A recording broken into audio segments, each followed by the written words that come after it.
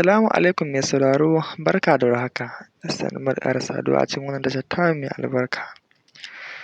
Inda a kullum rikici yake ƙara ɓarkewa, to jama'a ku biyo mu a sannu domin jin wannan cikakken labari da kuma yadda rikicin ya kaya.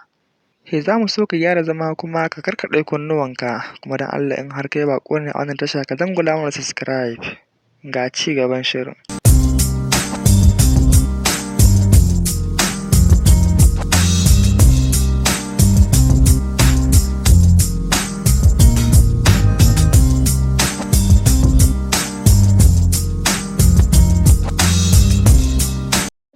Kamar dai yadda kowa ya sani, shahararren mawaƙin siyasan nan wato Dauda Kahutu Rarara shi ne ya rera shahararren ɗan siyasan nan wato Ahmad Bola Tinubu shahararriyar waƙar siyasa mai suna Jagaban shi ne gaba, inda kuma waƙar ta karɓu sosai, kuma wannan waƙar ta ja cece-kuce a cikin al'umma da dama. Ga cikakken bayani yadda wannan rikici ya ɓarke da kuma yadda lamarin ya kasance. Mai sauraro kar dai ka manta da subscribe and like domin kasancewa tare da mu a koda yaushe da zarar mun saki sababbin shirye-shiryenmu.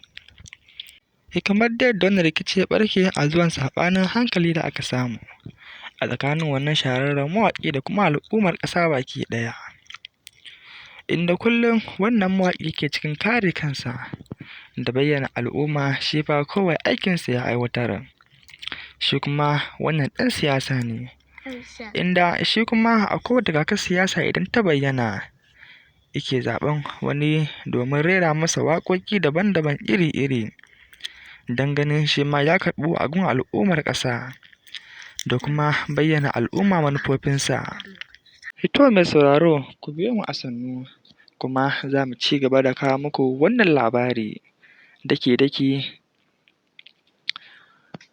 Mai sauraro a kullum ku kasance tare da mu a cikin wannan tasha tamu, kuma kar ku manta da subscribe and like.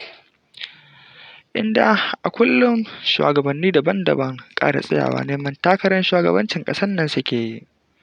Mu dai namu addu'a ne Allah ya zaɓa mana mafi alkhairi a ƙasar nan. Mun gode.